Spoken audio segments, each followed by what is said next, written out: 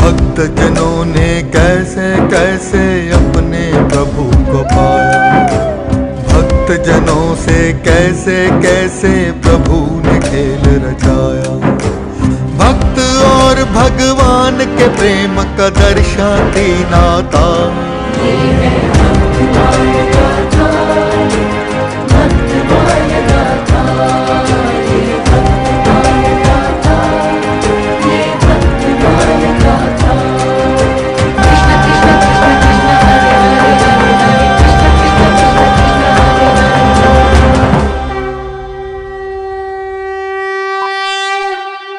माँ, मुझे भूख लगी है, कुछ खाने के लिए दीजिए ना।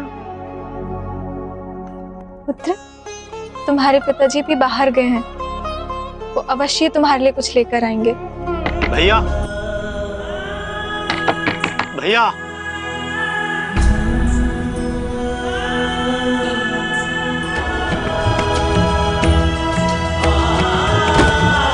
मेरे पति का स्वास्थ्य बहुत बिगड़ गया है और घर में अन्न जल कुछ भी नहीं है और मेरा पुत्र नाभा भूख से तड़प रहा है।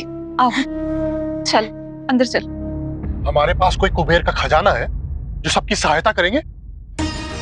मैं किसी की कोई सहायता नहीं कर सकता हूँ और ना ही करना चाहता हूँ। परम कृपालु श्री सद्गुरु भगवते नमो नमः। जय श्री राधे, जय श्री कृष्ण। आज का एपिसोड सचमुच में देखने के लिए दिल थामना पड़ेगा। दुर्भाग्य जब जीव को रुलाता है, चारों तरफ से घेर लेता है, उसको कुछ भी नहीं सूझता। लेकिन जब सब सहारे छूट जाते हैं, किसी भी तरफ से जब कोई सहारा नहीं मिलता, तो उस समय साधक आत्मबल से काम लेता है। और एक स्थिति ऐसी भी आती है जब आत्मबल भी साथ छोड़ने लगता है। चारों तरफ से जीव ऐसी प्रतिकूल परिस्थितियों से घिर जाता है, उसका अपना उत्साह टूटने लगता है, आत्मबल छोड़ने लगता है। ऐसी स्थिति में केवल एक ही सहारा बचता है, वो है भगवान का। लेकिन भगवान का सहारा व्यक्ति तभी ले पाता है जब वो आस्तिक होता है, जब वो विश्वासी होता है। और सचमुच में जब हम बेसहारा हो जाते हैं, तभी हमको उस सहारे की याद आती है। जैसे द्रौपदी, समस्त सहारे छूट गए एक एक करके, अपने क्या पराये क्या, चीरहरण के समय। फिर वो आत्मबल से काम लेती है, स्वयं अपने शरीर को ढकने लग जाती है अपने हाथों से। फिर इसको बाद में पता चलता है कि यहाँ आत्मबल भी काम नहीं आएगा।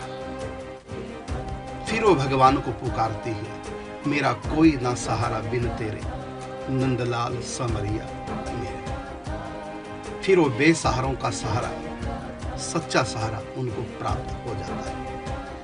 आज के एपिसोड में कुछ ऐसा ही दिखाया गया है। चारों तरफ से जब साधक हार जाता है तो आत्मबल से काम लेता है, और जब आत्मबल भी हार जाता है तब भगवान का आश्रय प्राप्त होता है। और भगवान का आश्रय किस प्रकार से मिलता है? तो कहा कि बिन हरि कृपा मिले नहीं संत।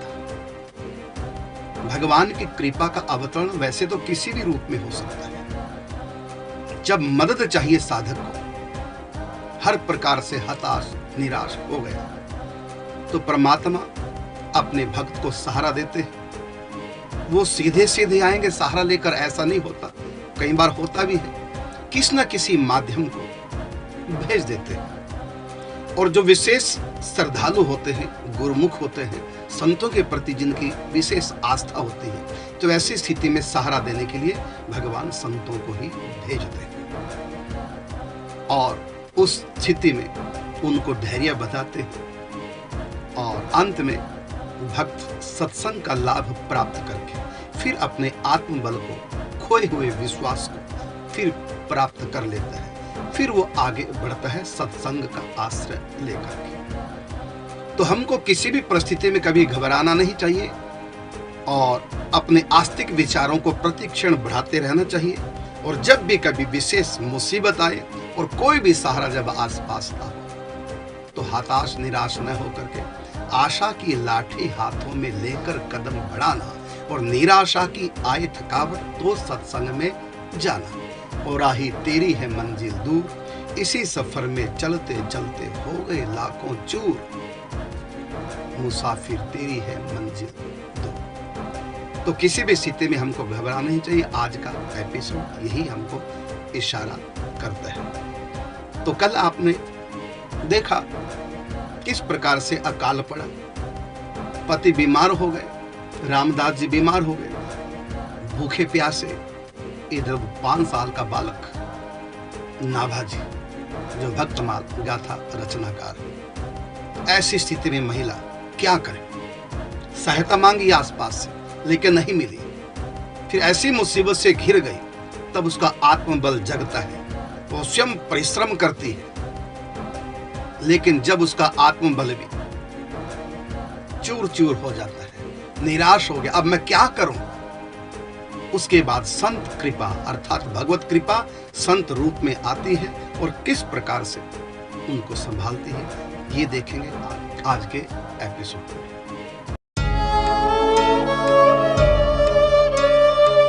माँ, आप आ गए? मुझे बहुत भूख लगी है। हाँ पुत्र, मैं आ गई।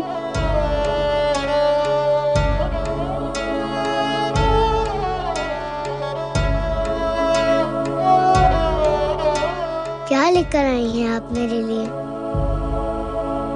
मुझे खाने के लिए दीजिए ना माँ।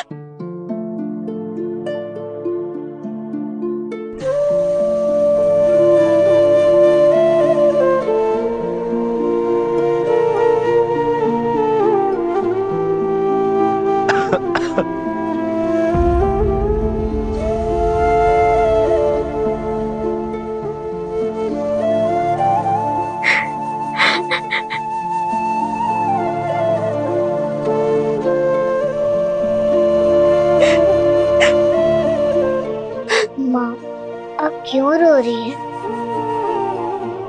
आप मत रोइए माँ, मुझे भूख नहीं लगी है। अब मैं आपसे कुछ नहीं मांगूंगा, बस आप रोइए माँ।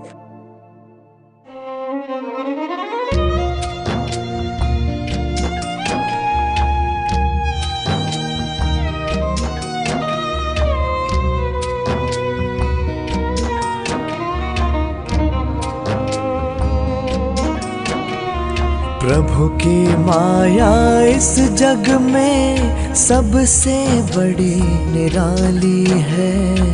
भरा हुआ था लोगों से जो गाँव वही अब खाली है।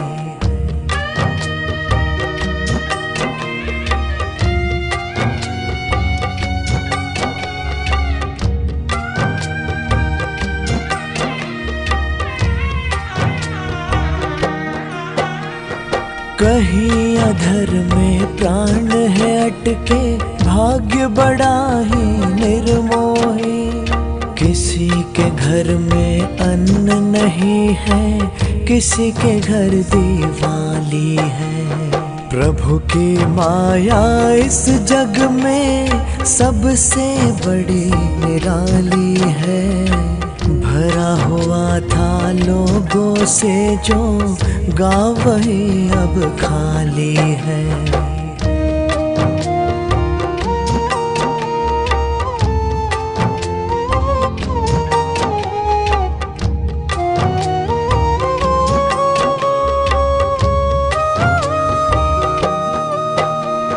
समय बदलते देर न लगती, कुछ भी नहीं स्थायी यहाँ। समय बदलते देर न लगती, कुछ भी नहीं स्थायी यहाँ।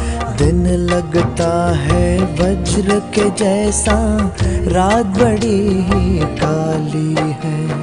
प्रभु की माया इस जग में सबसे बड़ी निराली है।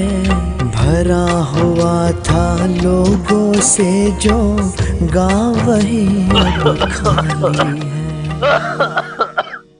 है। जानकी, ये खांसी मेरे प्राण ले लेगी। पानी, जल। हे ईश्वर, क्या करूं मैं? घर में तो एक बूंद भी नहीं है जल की। माँ, क्या हुआ है पिताजी को? कुछ नहीं हुआ है पुत्र, पिताजी को खांसी आ रही है, ठीक हो जाएंगे वो भी। जानकी, मेरा स्वास्थ्य बिगड़ रहा है, वैद्य को बुलाओ। गांव के दोनों वैद्य चले गए हैं गांव छोड़कर, कोई भी नहीं है। परिस्थिति बहुत विकट हो गई है स्वामी, हमें भी निकलना होगा, हमें ये गांव छोड़ना होगा।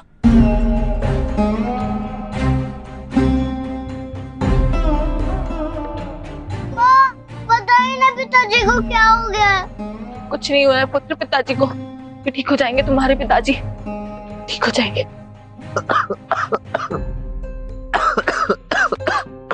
स्वामी, कुछ क्षण और विश्राम कीजिए, हम बस अभी निकलेंगे, अभी निकलेंगे।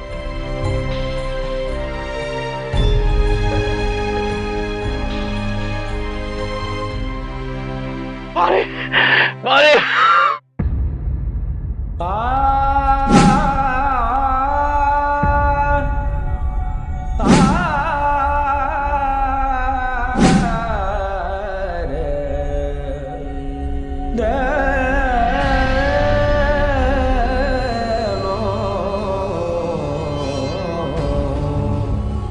स्वामी, स्वामी, स्वामी,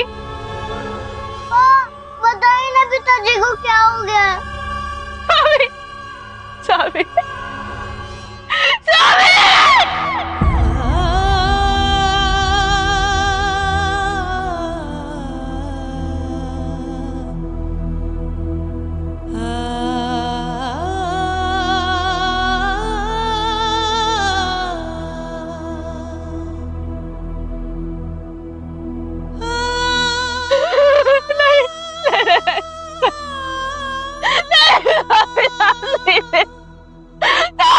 बात की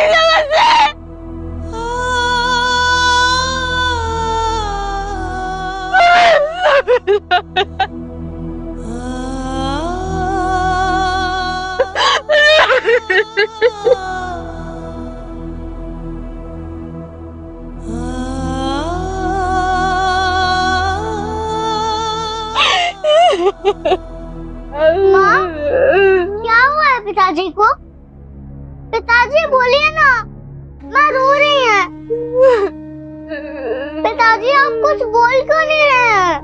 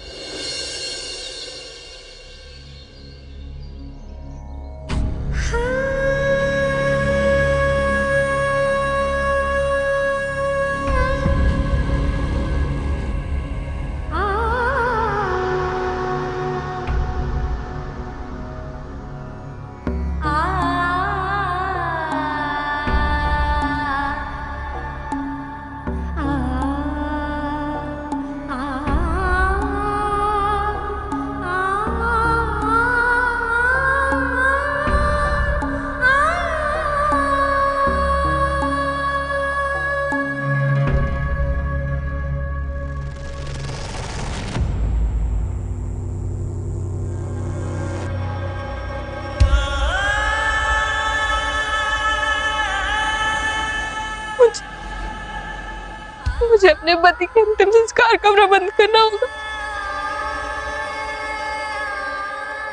किसी से सहायता, हाँ, किसी से सहायता मांगती हूँ। शीघ्र निकलना होगा मुझे।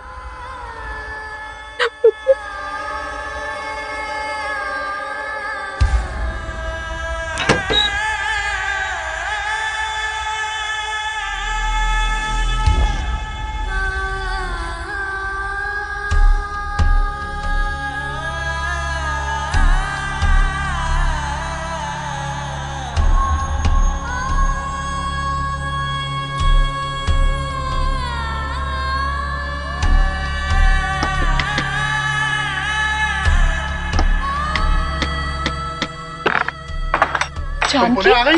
मेरी सहायता कर दीजिए, मेरे पति। चली जाओ यहाँ से, कोई सहायता नहीं मिलेगी। भैया मेरी बात तो सुनिए, मेरे पति, मेरे पति। माँ, माँ, कहाँ है माँ?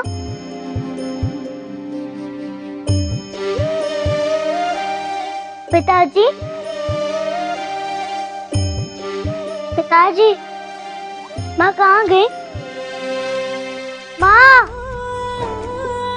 पिताजी आप कुछ बोल क्यों नहीं रहे हैं? माँ की आवाज नहीं आ रही पिताजी। माँ,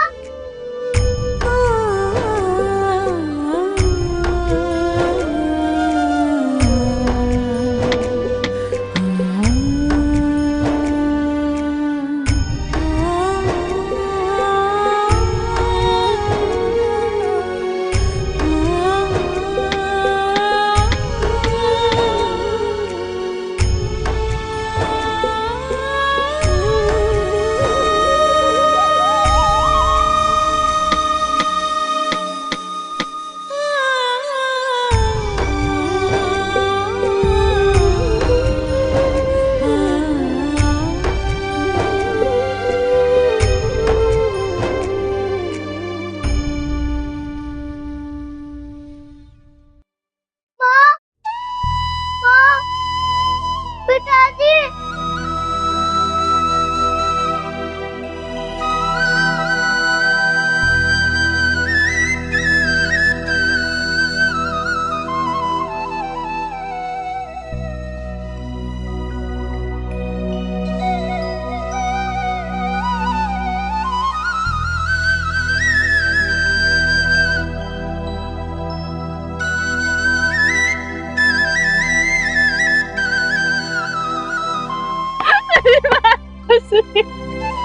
मेरे पति का अंतिम संस्कार कर दीजिए।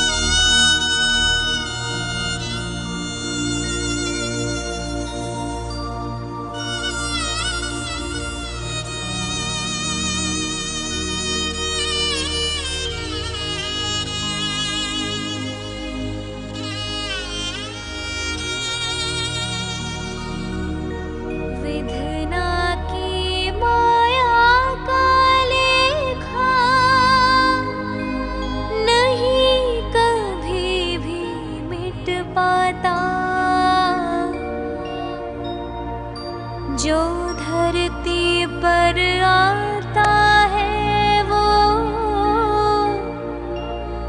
निश्चित ही एक दिन जाता।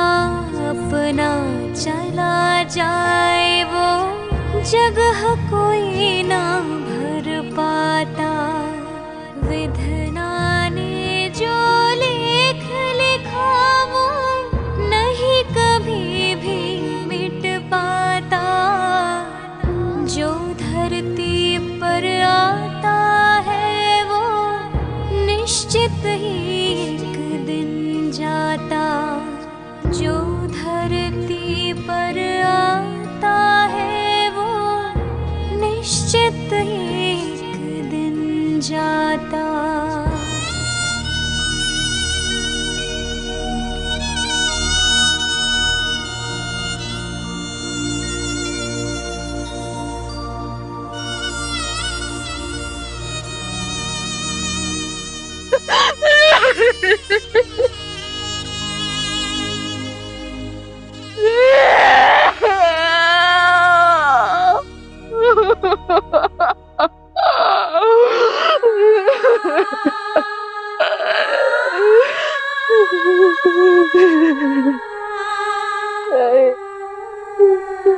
पुत्री, तुम्हारे पति का अंतिम संस्कार हम करेंगे।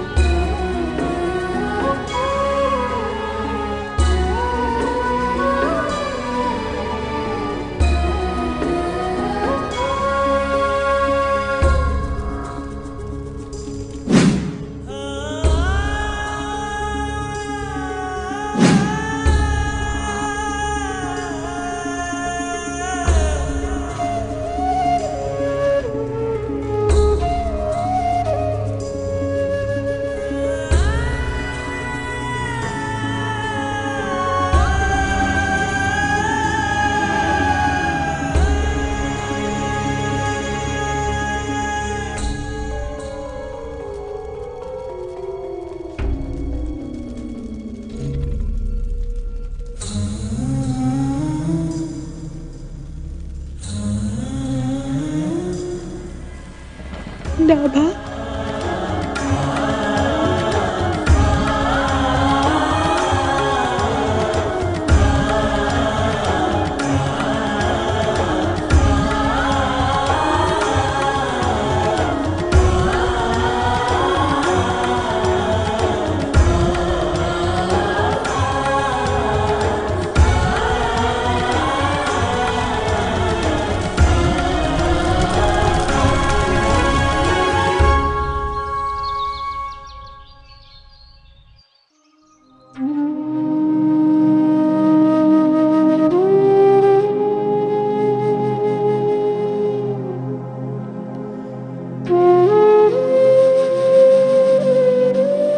माँ, आप कुछ बोल क्यों नहीं रही हैं? पिताजी भी कुछ नहीं बोल रहे हैं। मैं कब से उनसे बात कर रहा हूँ।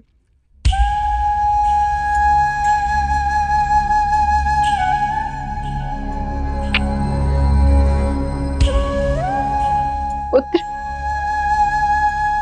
पिताजी सो रहे थे ना, इसलिए बात नहीं कर रहे थे। तो क्या वो अभी भी सो रहे हैं? नहीं, अब तो चले गए। कहाँ चले गए?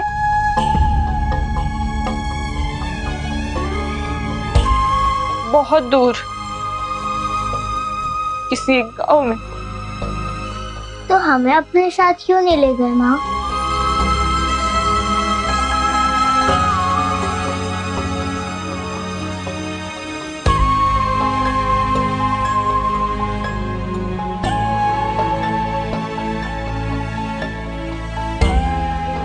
इधर आओ।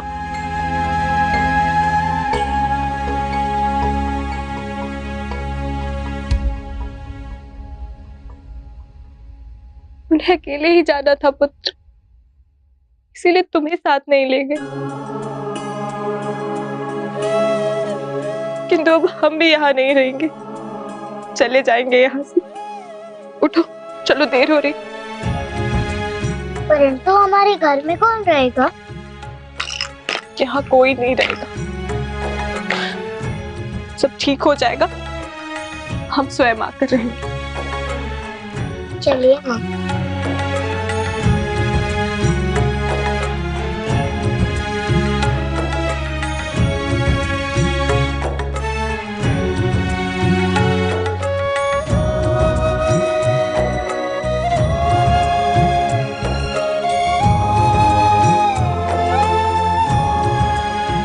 चलो पुत्र।